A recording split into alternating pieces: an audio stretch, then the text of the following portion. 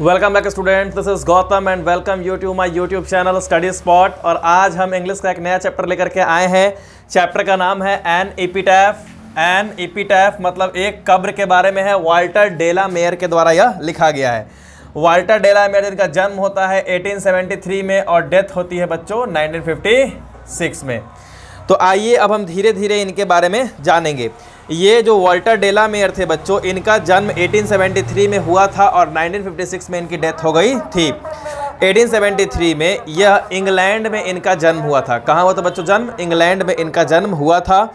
इन्होंने 4 साल की उम्र में ही अपने पिता को खो दिया था और अपने पिता को खोने के बाद ये लंदन की ओर मूव कर गए थे। मतलब इनके पिता की मृत्यु हो गई थी बच्चों और मृत्यु होने के बाद ये लंदन की ओर आगे बढ़ चुके थे। मतलब ये लंदन में रहना शुरू कर दिए थे। एक सेंसिटिव कंसर्न के लिए बहुत जाने जाते थे और इनका सॉन्ग ऑफ चिल्ड्रन पिकॉक पाई ये काफ़ी इंपॉर्टेंट था, जो इनके वर्ल्ड ऑफ ड्रीम्स को दर्शाया करता था। ठीक है बच्चों।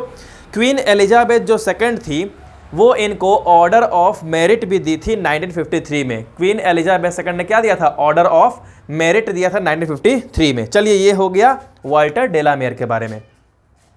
अब हम पोएम पे आते हैं बच्चों। तो पोएम ये बहुत ही खूबसूरत पोएम लिखा गया है वाल्टर डेला मेयर के द्वारा। क्या कहते हैं सुनिएगा, line by line please book निकाल लीजिएगा। Here lies a most beautiful lady, light of a step and heart was she. कवि कहता है कि यहाँ जो कब्र में सबसे खूबसूरत औरत लेटी हुई है, कब्र में बहुत सुंदर औरत लेटी हुई है, उसकी चाल बहुत ही हल्की है और इस प्रकार उसका हार्ट, उसका दिल भी काफ़ी सुंदर है। I think she was the most beautiful lady that ever was in the west country. मेरे ख्याल से वह सबसे खूबसूरत औरत थी जो कभी पश्चिमी देश में रहा करती थी। That ever was in the west country मतलब पश्चिमी देश में ऐसी खूबसूरत औरत रहा करती थी। बट ब्यूटी वैनिसेस, ब्यूटी पासेस, लेकिन खूबसूरती एक जगह नहीं ठहरती है, वो कहीं चली जाती है।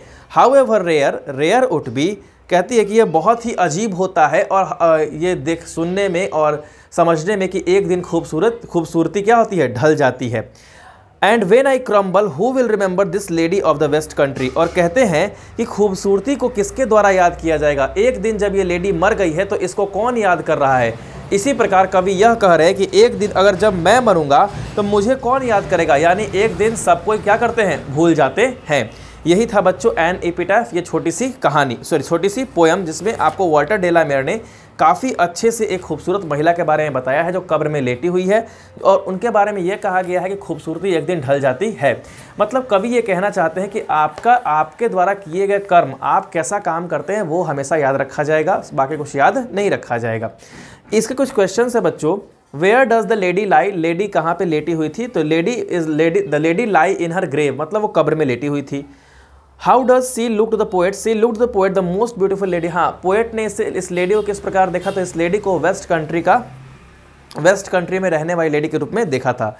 Was she a kind and considerate lady. हाँ, तो ये काइंड और कंसिडरेट लेडी थी।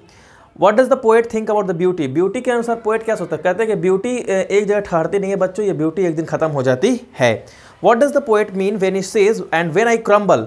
जब पोएट कह रहा है कि एंड व्हेन आई क्रम्बल तो इसका मतलब क्या था? तो इसका मतलब था कि जब मैं मरूंगा तो मुझे कौन याद करेगा? बिल्कुल इस औरत की तरह मुझे भी सब लोग भूल जाएंगे। तो ये कुछ क्वेश्चंस थे बच्चों जो काफ़ी इंपॉर्टेंट थे। तो इस प्रकार आपका ये चैप्टर एन एपिटैफ भी समाप्त होता है और धीरे धीरे हम अब बोर्ड्स की तरफ आगे बढ़ रहे हैं। तो आई होप आप सभी लोग अच्छा कर रहे होंगे बोर्ड्स के लिए। So thank you very much for this video.